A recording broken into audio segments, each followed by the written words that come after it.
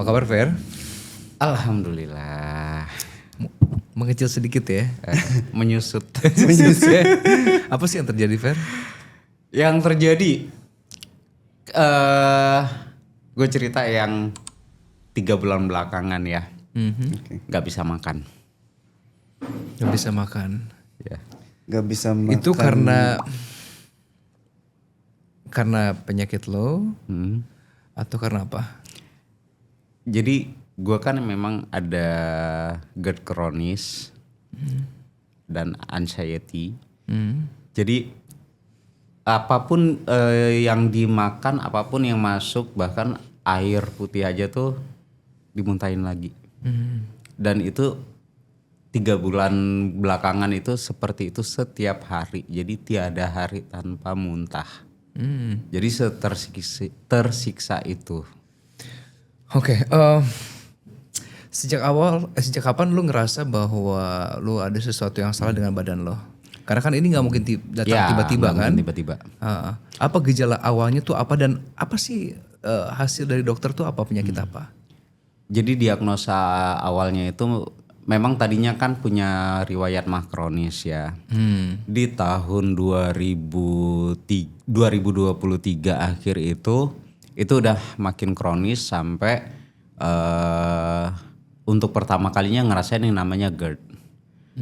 Dan waktu itu sempet mikir radang tenggorokan karena kalau ya panas. Kalau mah itu kan lebih ke berasa nyeri di ulu hati ya, di lambung. Berasa sakit aja gitu. Tapi kalau ini kok dada kayak kebakar. Itu sempat ngerasa yang apa kena paru-paru, apa kena jantung atau kenapa gitu kan. Sampai itu sakitnya sampai ke belakang, ke punggung itu. Dan terus tenggorokan pun juga jadi sakit gitu kan. Sempat kirain ini apa radang tenggorokan yang terlalu parah atau apa gitu. Awalnya sih seperti itu. Jadi ternyata itu tuh asam lambungnya udah naik sampai ke tenggorokan. Karena udah parah. Udah separah itu. Jadi kalau kata dokter ini jatuhnya GERD. Jadi benar-benar gasnya itu naik sampai ngebakar yang namanya kalau istilahnya itu orang bilang heartburn. Terus tenggorokan pun juga rasa panas. Kayak nelen air aja pun udah nggak bisa. Itu tuh mulai tahun 2023 akhir waktu itu. Berarti itu sangat mengganggu aktivitas lo nyanyi dong ya? Aktivitas nyanyi sangat-sangat terganggu. Terus lo pergi ke dokter Pergi ke dokter. dan dokter cuma mendiagnosa kalau itu cuma GERD atau Cuman ada GERD. riwayat. Awalnya cuman GERD. Terus lu dikasih obat GERD lah. Ya dikasih obat GERD. Cuman tetap aja nggak bisa teratasi gitu. Dan lu tidak pernah melakukan check up sebelumnya? Waktu itu belum. Baru melakukan check up itu di tahun 2024 awal. Karena kondisinya benar-benar udah badan tuh udah lemes banget ya. Udah lemes banget. HB pun juga udah turun seturun-turunnya. Benar-benar sampai kekurangan darah gitu. Tadi ya gue kirain ini tuh efek karena nggak bisa makan tadi kan. Tapi ternyata pada saat check up secara keseluruhan, nah di situ baru ketahuan. Dan hasil dari check up itu adalah? Ada autoimunnya juga. Oh, oke. Dan autoimunnya itu lebih menyerang ke syaraf dan pembuluh darah. Jadi apa yang lu rasain badannya? Lemes banget. Lemes banget satu karena HB-nya turun drastis. Kemudian lemes karena nggak bisa makan juga selama berbulan-bulan. Sama sekali nggak ada nutrisi yang bisa masuk ke dalam badan. Iyalah kita nggak punya sakit apapun kalau kita makannya kurang kita pasti lemes. Betul. Ya kan apalagi kalau ini memang ada riwayat penyakit tertentu kan. Dan ususnya juga pada saat itu nggak sehat jatuhnya. Jadi tubuh itu benar-benar dehidrasi parah sampai rambut rontok. Serontok-rontok ya. Jadi jatuhnya jadi kemana-mana sakitnya. Oke. Iya karena gue juga pernah, ya gue autoimun juga kan. juga kan. Pada saat gue penyakit sakit tiroid itu nafas juga ngos-ngosan. Banget. Ya, itu juga terjadi sama lu ya. Terjadi banget. Itu kan repot banget pada saat kita nyanyi harus ngambil nafas gitu kan, sementara nafas lu ngos-ngosan. Iya. Jangan kan untuk nyanyi, untuk jalan pun Untuk pasti jalan ngos-ngosan. aja nggak bisa.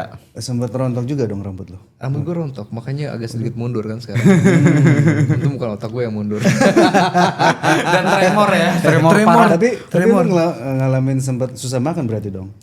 Gue nggak sempet, justru kalau tiroid itu gue makan sebanyak apapun gak ada masalah. Dan badan gue tetap kecil, tetap slim gitu kan, kayak model gue. Enak ya, jadi nggak butuh diet. Tapi lambung nggak terganggu ya? Gue lambung nggak terganggu. Dan tremornya tetap gue. Tremor tetap gini. ya? Iya, Jadi gue nggak bisa selfie. Jadi kalau selfie gue mesti deketin tangan gue di tembok. Ih sama banget lagi. Oh jadi pasti gemeteran gitu ya? Iya, gemeteran kayak orang kelaparan pak. Ada satu momen waktu itu gue lagi di tahun 2023 tuh. Iya 2023. Gue nyanyi di Banjarmasin. Untungnya ya acaranya ini acara yang lebih nyantai gitu ya, bukan yang harus jijingkrakan di panggung besar gitu enggak. Tapi lebih ke acara dinner sebenarnya. Oh, Di lebih hotel, kalem, bukan kampanye ya, lebih gitu ya. kalem lah gitu suasananya kan. Acara dinner di kolam renang gitu. Pada saat check sound itu gue pegang mic seperti biasa nyanyi. Itu gue pegang mic kayak gini. Kayak lu grogi. Anxiety lo. Anxiety banget gitu kan. Sampai waktu itu manajer gue, wah ini nggak bisa nih. Akhirnya apa? Gue pakai stand mic. Gue pakai stand mic. Terus gue nyanyinya pakai kursi bar. Oh jadi agak tinggi ya kursi. Agak tinggi dan posisinya duduk. Duduk, jadi gak terlalu. Nggak migol. Iya. Stay di Nggak tempat muter. ya. Itu sangat mengganggu banget ya. Dan gue dengar juga lu Ganggu banget. karena penyakit autoimun yang akhirnya menyerang ke saraf mata lu juga agak Saraf terganggu ya. mata juga terutama retina ya. Retina ini kan kalau secara medis retina ini kan tempatnya saraf-saraf. Bro kok kita sama sih? Mata gue juga begitu loh. Lu juga gitu. Mata gue tuh keset. Sempat ngalamin floaters nggak? Ya gue cuman kayak keset aja mata gue. Jadi kayak orang baru bangun tidur, tapi gue rasain itu sepanjang hari. Iya. Jadi gue harus pakai obat tetes. Oh. Iya. Jadi lu harus gini-gini dulu terus ya. Iya. Jadi jangan heran kalau misalnya gue tiba-tiba syuting gitu ya, gue suka gini-gini nih. Karena mata gue keset. Banget lagi. Tapi kalau lu kan akhirnya penglihatan itu menjadi lebih berkurang ya. Sangat-sangat berkurang. Bisa dibilang sekarang ini mata sebelah kiri gua fungsinya berkurang 90%. Burem banget ya. Burem banget. Yang sebelah kanan? Yang sebelah kanan ya karena ada silinder plus minusnya gitu. Jadi ya tetap aja gitu kan ya makin terganggu juga gitu. Cuman setidaknya kalau pakai kacamata masih bisa kebantu lah gitu. Kalau mata kanan. Jujur sih sebenarnya kalau nggak kemana-mana nih, gue di rumah tuh udah kayak pirates aja gitu, pakai mata satu. Oh pakai mata satu ya. Karena ini kali ya pegel. Keganggu, nggak ada rasa apa-apa sama sekali. Cuman pada saat kita ngelihat, itu kan kita butuh dua-duanya. Begitu yang satu terganggu, otomatis yang satu juga. Iya. Jadi kalau satu buram yang pasti ngeganggu yang satunya gitu. Jadi better kalau tutup sebelah. Jadi gue kalau di rumah nggak kemana-mana, itu gue pakai eye patch supaya bisa ngetik WhatsApp, supaya bisa nonton. Dan lu tinggal sendirian pulang. Tinggal sendirian. Kalau gue sakit kan gue ada keluarga. Iya, Gue ada adik, gue ada kakak, gue ada ponakan, gue ada hiburan. Ya kan yang paling penting adalah pada saat momen kita sakit itu ada orang-orang yang bisa mengalihkan kita untuk tidak memikirkan penyakit. Iya. Nah, gue nggak ngebayangin lu Iya, sendirian. Apa yang ada di pikiran lu? Tahu lu sakit, lu mikirin maksudnya penyakit ini juga bukan penyakit yang gampang disembuhkan kata dokter kan. Penghilatan juga mulai jauh berkurang. Sementara lu perlukan itu pada saat lu harus perform di stage sebagai seorang penyanyi, napas juga masih ngos-ngosan. Apa yang ada di pikiran lu? Yang pasti break dari semua kegiatan dulu yang pertama. Sampai makan aja itu harus pesan online selama berbulan-bulan itu pesan online. Dan benar-benar diantar sampai ke depan pintu banget. Bahkan sampai ke rumah sakit pun sendiri. Dan sampai itu ngerangkak ke kursi roda ke kamar mandi saking udah nggak punya tenaganya lagi. Dan itu salah satu penyebab yang bikin anxiety-nya tambah parah. Iya. Anxiety tambah parah, lambungnya tambah parah. Parah. Iya. Tapi lu butuh waktu berapa lama Vers setelah apa kan lu sempat nggak bisa makan ya?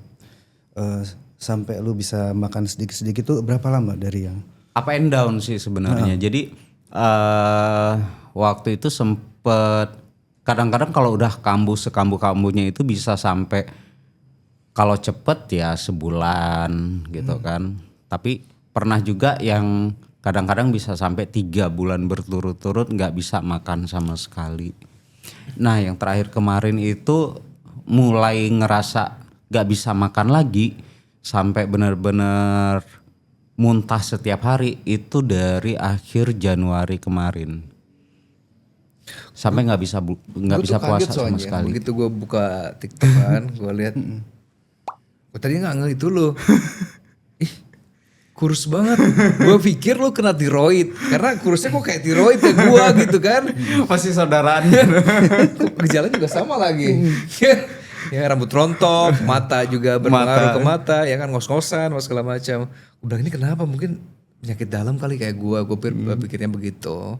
Gak taunya lu kena autoimun. Autoimun juga. Dan lu mikir-mikir nggak kenapa kok gue bisa kena autoimun? Apakah memang ada riwayat di keluarga yang kena autoimun juga, atau karena pola hidup atau apa? Mungkin kayaknya lebih ke pola hidup sih. Emang gimana sih hidup lo? Gua Olahraga gak sih? jarang banget olahraga sih dan sering begadang terus sering Kayaknya begadang. harus kita ajak CFD ya. Car Free Day ya. Boleh. Sering begadang, olahraga, makan apa aja, Makan apa aja nggak pernah ngejaga makan. Terus juga biasanya nih ya kalau misalkan pas lagi nyanyi atau lagi syuting itu lebih parah lagi gitu.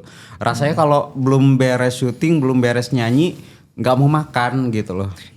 Orang kan butuh nutrisi, butuh Iya, asupan. jadi entah kenapa ya dulu tuh kalau udah kerja nggak cuman kalau pada saat syuting atau pas lagi nyanyi gitu. Nah waktu itu kan sempat benar-benar bergelut di dunia desain grafis. Pas lu lagi sakit. Ya enggak pas lagi zaman COVID tuh. Jadi semua job-job tuh lagi nggak ada. lagi nggak ada, Lu akhirnya cancel beralih ke semua, dunia beralih ke desain dunia desain grafis. grafis gitu kan. Itu benar-benar penghasilan kan semuanya dari desain grafis. Bikin logo, edit gambar Bisa kayak gitu gitu? dia ya. Oh. Kuliahnya dulu dari kafe soalnya. Oke. Nah, jadi benar-benar memang fokusnya kerjanya tuh di mata. Gitu. Nah, pada saat itu kerja dari rumah itu bisa seharian kalau belum beres itu sama sekali nggak makan sementara kopinya kenceng gitu. Air putih kurang. Air putih kurang. Tuh dengerin, air putih, makan yang benar. Lo lapar nggak lapar, pokoknya lo harus makan. Jangan sampai lo kerja lo lupa makan, karena bagaimanapun badan kita juga perlu nutrisi. Jadi dulu itu inget banget waktu zaman-zaman COVID itu ya ada beberapa project yang harus ngerjain desain untuk printing itu ada 27 item. Terus video teaser 1 dan itu target itu dalam waktu seminggu udah harus terkejar. Itu dalam waktu seminggu itu paling cuma tidur 2 jam. Tapi itu waktu lu ngerjain itu lu sudah terkena sakit GERD gitu. Sepertinya iya. Cuman belum nyadar. Oh, belum nyadar. Belum nyadar. Cuman memang dari situ sering banget ngerasain nyeri lambung, terus panas di dada, heartburn tadi. Cuman belum separah itu gitu. Dan yang gue denger juga lo sekarang lagi bikin buku. Ya, Tapi bukunya bukan tentang penyakit, bukan. tapi lebih Penyakit ke juga tapi penyakitnya yang Iya. medis. Apakah itu berhubungan dengan penyakit yang lo derita sekarang atau apa? Karena dia bikin bukunya soal magic, Oh, Iya kan? Iya. berbau mistis ya. mistis ya. Lagi tahap awal banget untuk bikin novel genrenya horor karena di hidup gua memang nggak jauh-jauh dari hal magic sebenarnya, hal mistis. Apakah mistis juga berhubungan dengan sakitnya lu sekarang? Sepertinya, karena ada beberapa praktisi supranatural yang bilang gitu kan, gue sempet di ruqyah juga ya waktu itu. Zaman sekarang bukan berarti kita tutup mata atau menganggap magic itu nggak ada.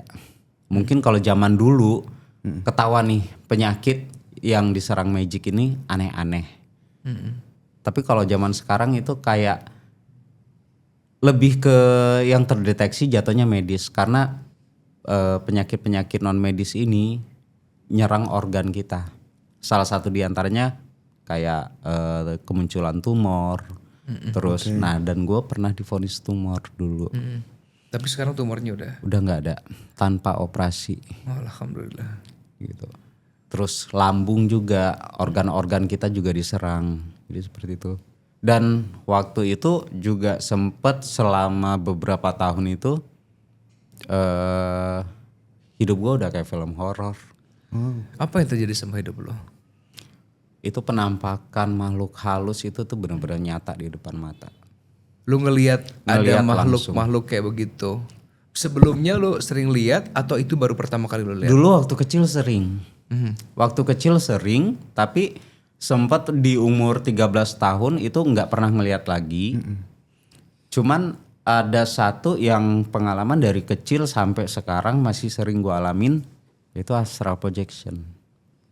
Dimana arwah lo keluar dari badan Iya, sukmanya keluar pada saat tidur. Tadinya dulu gue pikir itu cuman mimpi aja Mimpi, gitu. ya, rasanya kayak mimpi. Gue Ya. pikir juga cuma ada di film-film doang. Ternyata itu lu alamin. Sering.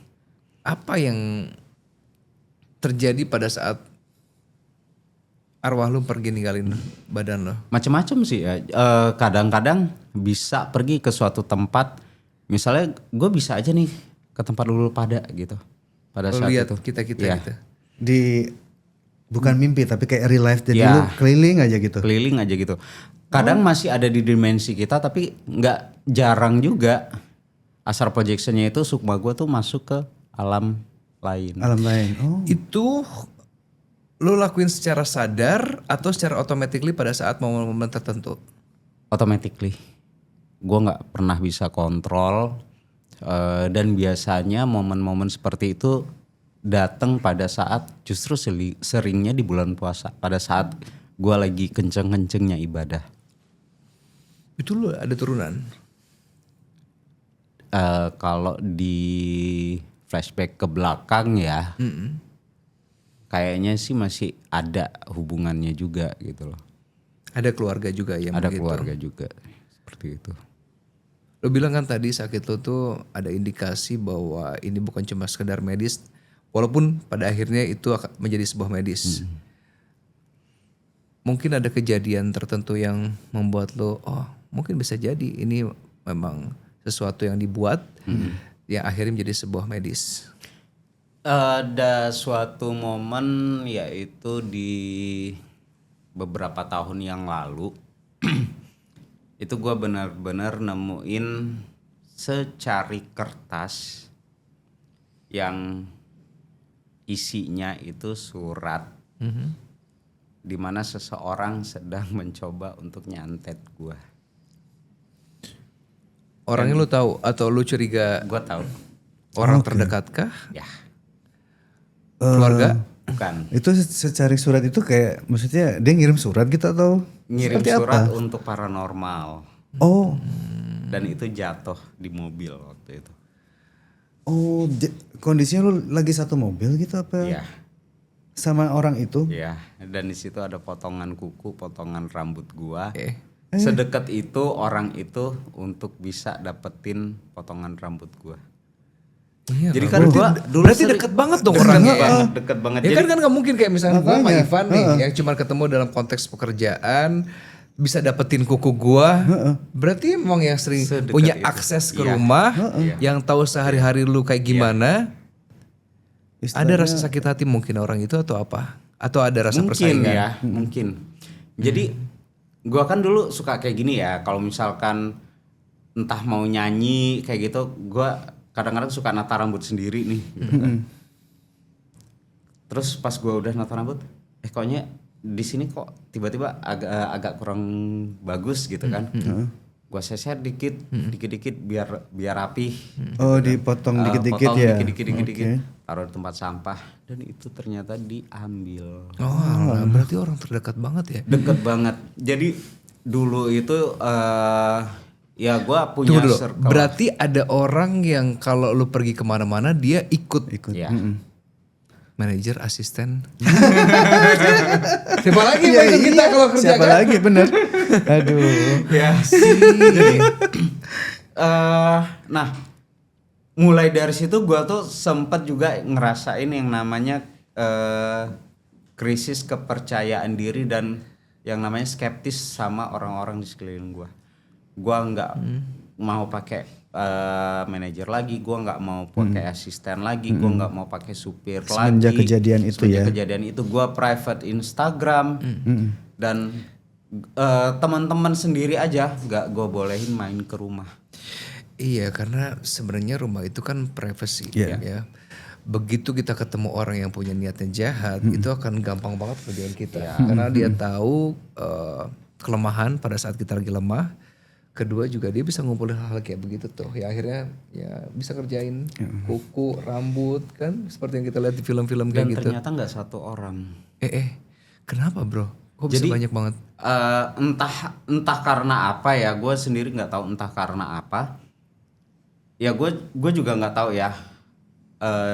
Di posisi kita lah ya, gue nggak bilang gue sendiri ya, mungkin Indra juga ya kan, Mas Ri juga, pastilah di posisi kita ini ada orang yang suka dan ada orang yang nggak suka. Dan kita bahkan juga nggak kenal semua orang, tapi ada orang yang kenal sama kita tiba-tiba nggak suka dengan kita, gitu loh. Dan mereka bisa aja ngirimin sesuatu ke kita. Dan pada saat ada satu di mana kondisi kita lagi lemah, yang tadinya belum bisa masuk, yang tadinya udah kayak antrian, tiba-tiba ada yang lolos, itu masuk semua. Jadi kayak barriernya itu kayak begitu udah diterobos, yang lain jadinya ikutan masuk. Makanya katanya suka ada yang ngomong begini kan, pada saat lu lagi sakit jangan posting. Ya. Iya. Karena itu kadang-kadang juga bisa lebih memperparah. Iya, Tahu kondisi kita lagi kurang oke, tiba-tiba ya udah dihantam dengan hal-hal kayak begitu. Wallahualam Wallahualam ya. bisa. Tapi menurut lu kalau lu udah tahu misalkan ini adalah orang-orang terdekat lo, kira-kira apa motivasi terbesar mereka melakukan itu? Aku nggak pernah tahu. Nah, lu Karena lu sebelumnya nggak pernah ada konflik atau lu merasa bahwa gue tidak pernah menyakiti orang. Gue sih gini ya, pokoknya prinsip hidup gue tuh, gue bukan orang baik ya, cuman gue selalu berusaha untuk berbuat baik, tapi bukan berarti itu aja cukup gitu. Terkadang ada yang meskipun kita udah berusaha seperti apapun, mungkin ada orang-orang yang ngerasa tersakiti, walaupun kita nggak sengaja gitu kan, atau mungkin entah kita memang mungkin punya satu pencapaian yang bikin orang iri. Dan itu bisa jadi trigger juga gitu. Bisa jadi. Karena itu juga yang terjadi dengan almarhum bokap gue. Bokap juga terkena ya. Bokap terkena santet itu pada saat gue umur 7 tahun. Tahun 90. dan akhirnya bokap meninggal. Bokap meninggal secara fisik di tahun 2022. Tapi sejak tahun 90 itu gue udah kehilangan figur ayah. Dan secara fisik gue punya ayah tapi udah nggak utuh lagi. Maksudnya gimana tuh bro? Secara mental Dia nggak ada. Maaf kata, kadang-kadang kambuh-kambuhan, ngamuk-ngamuk, dan bokap gue itu dulu pernah lumpuh bisu bertahun-tahun. Sekalinya bisa ngomong, yang keluar bukan bahasa kita, nggak ada yang bisa ngerti bahasanya.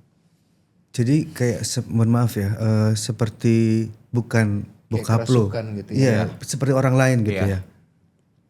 Dan itu terjadi selama puluhan tahun. Wow, berarti Sampai meninggal nggak sembuh. Lu sempet ini nggak mencari tahu kenapa gitu? Gua cari tahu, cuman mungkin dengan segala macam keterbatasan gua itu masih jadi misteri sih buat gua. Dan itu yang akhirnya pelan-pelan mulai coba gua buka. Sebenarnya gua pengen tahu apa yang terjadi. Sampai sekarang lu masih belum tahu. Gue pengen tahu apa yang terjadi sama bokap gue. Makanya pada saat gue dapat kiriman santet itu, yang paling gue khawatirkan adalah keluarga gue. Iya. Jangan sampai kejadian lagi seperti bokap gue. apa yang lo lakuin bro untuk mencegah apa yang terjadi sama bokap itu tidak terjadi pada anggota keluarga yang lain Yes. dengan orang-orang yang lo sayangin? Gue menutup semua informasi tentang keluarga gue. Contohnya gue nggak pernah sharing apa-apa soal keluarga gue. Di media sosial. Ya. Kalau gue kan kayak kadang-kadang mau bokap, mau nyokap, mau keluarga gitu ya. Dan lu menutup itu semua. Gak pernah sama sekali. Karena takutnya itu men-trigger orang-orang yang disinyalir berbuat nakal sama lu dan bokap gitu ya. Melakukan hal yang sama. Gue takut kejadian lagi. Bisa dibilang selama puluhan tahun bukan cuman gue. Keluarga gue punya trauma yang dalam soal hal-hal seperti itu. Makanya gue kemarin itu sampai saat ini aja gue tuh masih yang berpikiran buka nggak ya sosmed gue, buka nggak ya private gue. Jujur gue masih takut. Sampai lu trauma kayak gitu ya. Saking takutnya. Lu pernah gak kayak oke gue mau berusaha untuk minta bantuan si A, si B, si C gitu. Udah.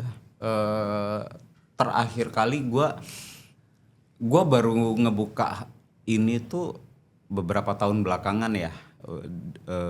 2023 gue mulai ngebuka ini sebenarnya. Tapi entah kenapa saat gue mulai ngebuka ini banyak banget halangan di diri gue gitu, yang seperti tiba-tiba gue jadi sakitnya jadi parah, Oh kayak seakan-akan selalu dihalangi ya. selalu dihalangi untuk Tapi ngelakuin ini. maaf yang ngerjain bokap waktu itu sama yang ngerjain lu sekarang kan dua orang yang berbeda kan. Iya. Tapi itu terjadi terus-terusan di keluarga ya. Iya. Maksudnya di bokap juga, lu juga gitu ya. Jadi pernah ada gue pernah muncul di satu podcast horor ya. Iya. Dan di situ gue baru tahu kalau serangan yang terjadi sama bokap gue pada saat itu sedikit banyaknya ada yang kena ke gue juga. Iya, karena kalau kayak gitu ya, setahu gua. Jadi kalau misalkan gua nih mau buat iseng sama lo nih Van. Gua kirim ke lo. Di rumah lo ada siapa? Ada anak lo apa segala macam. Lo mungkin kuat. Dia akan cari siapa yang paling lemah. Oke. Dia akan kena yang lemahnya. Yes. Ya mungkin lo Ya seperti itu ya. termasuk yang pada saat itu mungkin dinilai agak lemah di situ. Karena posisinya gue yang paling kecil waktu itu. Oke. Kayak gitu. Sebenarnya sih gue dulu pernah. Pernah ya? Tapi kenanya bukan gue. Kenanya ya ke istri gue waktu itu. Dulu pernah. Tapi ya udah lewat, udah selesai maksudnya kayak gitu. Sempet. Bro, berarti lu tahu ya kira-kira siapa yang ngebuat lo kayak begini? Antara tahu dan nggak tahu, karena yang tahu cuman beberapa orang gitu. Yang gua nggak tahu mungkin lebih banyak lagi. Tapi pernah nggak lo ketemu lagi sama tuh orang? Pernah. Dan Gue cuman pesen jangan pernah ganggu gua lagi. apa reaksinya? Dia cuma diem aja sih. Cuma dia Dari aja diamnya berarti dia lo bisa menyimpulkan bahwa memang dia ngelakuin itu semua sama lo. Salah satu. kalau dia diem aja berarti dia mengiyakan dong. Iya. Karena kalau dia ngomong, kalau lu ngomong begitu dan kalau dia nggak ngerasa, dia pasti akan ngapain lo, apaan lo gitu. Iya, apaan sih ngomongin apa gitu kan? Berarti dia mengiyakan itu. Itu yang gue rasain. Gila ya. Maksudnya Pada saat lu konfirmasi begitu sama orang itu, apa yang lu rasain waktu itu? Di situ gue ngerasa hidup. Tunggu dulu, orangnya gue kenal nggak? Iya kayaknya. nanti habis ini kita ngobrol lagi. Cukup menjawab ya. Oke. Jadi dari mulai situ gue ngerasa hidup gue nggak akan mulus ke depannya. Di situ untuk pertama kalinya akhirnya ya itu gue bener-bener menutup diri, gue kunci Instagram gue kunci informasi apapun tentang gue, tentang keluarga gue nggak pernah mau sharing apapun tentang hal-hal pribadi sebenarnya. Tapi Fer, lu kan tahu lu terkena hal-hal mistis seperti itu ya. Maksud gue, lu tetap akan mencoba gak untuk supaya menjauhkan itu gitu, supaya nggak kena lo sama keluarga lo. Maksudnya ada hal apa yang lu lakuin gitu? Ya gue lakuin ya sebisa gue ya, mungkin pastinya gue berserah diri sama Allah, beribadah, tetap menjaga diri, jangan sampai hal-hal seperti ini tuh bisa masuk lagi di dalam kehidupan gue dan keluarga gue. Itu sih yang paling pertama. Untuk lengkapnya sebenarnya gue sendiri masih menganggap ini tuh satu misteri yang belum pernah bisa terpecahkan.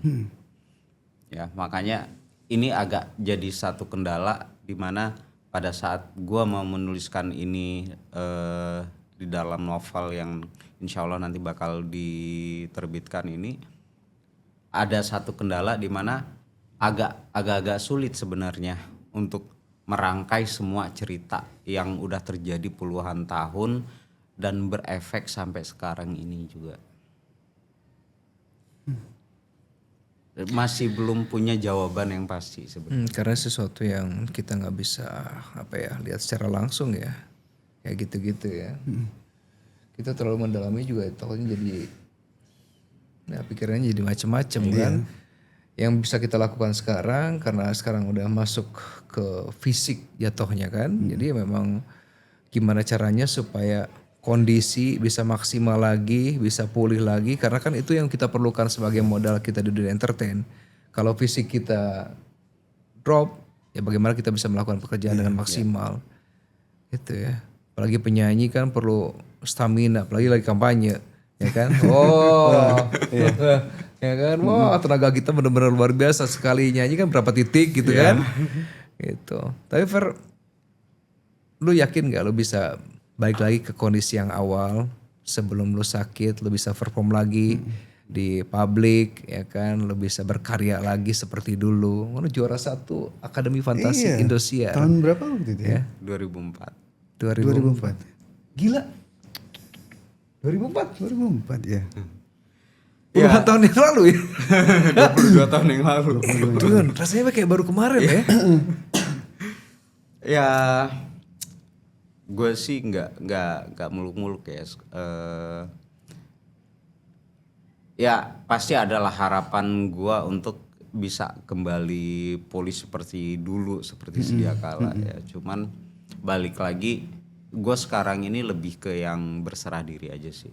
Apapun yang terjadi dalam kehidupan gue nikmati selagi gue dikasih nafas. Tapi masih suka kangen kan? Maksudnya kalau nyanyi gitu. Tapi tunggu dulu, sekarang job nyanyi masih ada kan? Masih berdatangan? Sementara ini ntar dulu gitu. Jadi jujur ya, dengan kondisi seperti ini gue sebenarnya agak kurang pede gitu. Cuman kemarin ada circle gue yang sekarang itu alhamdulillah Allah itu ngirimin orang-orang terbaik, sahabat-sahabat yang pada saat gue jatuh, pada saat gue drop, Allah itu tetap nggak ngebiarin gue sendiri.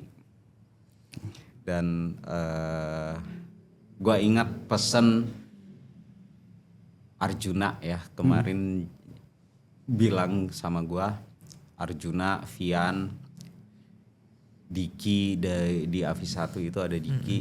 Itu mereka bilang pokoknya lu jangan sendiri. Jangan biarkan anxiety itu nguasain diri lo lagi. Karena itu yang akhirnya bikin aku tuh bisa cheer up lagi. Bisa muncul nafsu makan lagi, semangat untuk hidup lagi, dan bahkan mereka sendiri nge-push gue untuk bisa berkarya lagi. Jadi gue sekarang berserah diri aja sama Allah. Selagi gue dikasih nafas, meskipun gue mungkin belum se-fit dulu lagi, apa yang bisa gue lakuin, karya apa yang bisa gue keluarin, ya gue akan lakuin. Makanya sekarang gue beranikan diri untuk muncul di TV, muncul di sosmed, muncul di podcast. Yang dulu-dulu selalu gue tolak. Ya, yang paling parah dari sebuah sakit itu adalah mental kita yang kena. Iya. Ya, sampai karena gue juga pernah mengalami hal-hal kayak gitu. Fase dimana udah lama vakum, sakit, terus gue sadar betul bahwa kondisi fisik gue tidak seperti dulu, gitu kan. Dan sementara itu sebagai jualan kita di dunia entertain gitu ya. Tapi gue mikirnya gini, kalau gue lawan rasa malas, rasa minder, mau sampai kapan?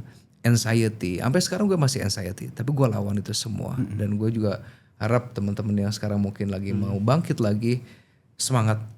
Jangan fokus pada sakitnya, insya Allah kalau kita lawan rasa itu ya, penyakit pun insya Allah akan berangsur-angsur. Karena ini the power of pikiran itu sangat pengaruh ke fisik. Kadang-kadang ini sakit, fisik kena. Itu. Tapi kalau ini sehat, ini juga bisa yang tadinya sehat. sehat walafiat gak ada penyakit apa-apa, begitu ininya sakit, jatuhnya kemana-mana ya. Mindsetnya dulu deh. Mindsetnya dulu. Banyak orang-orang yang sayang sama lo. Jangan terfokus pada 1-2 orang yang nyakitin lo itu. Insya Allah lo akan balik lagi sehat. Dan banyak juga doa-doa dari teman-teman ya. Mengharapkan Ferry untuk bisa nyanyi lagi buat kita lagi. Berkarya lagi, Fer. Makasih Fer udah datang ke sini untuk berbagi cerita. Mudah-mudahan jadi pelajaran berharga buat teman-teman yang ada di sini supaya jaga kesehatan ya. Doa juga jangan lupa, minum, makan walaupun sibuk apapun. Usahakan makan. Bahagia ya. Dan harus happy. Dan jangan sendirian. Harus ada teman sharing apa-apa biar ada teman untuk ngobrol, untuk yang pasti teman-temannya yang nggak toksik ya, circle-nya yang sehat, happy terus pokoknya. Fer, thank you banyak ya.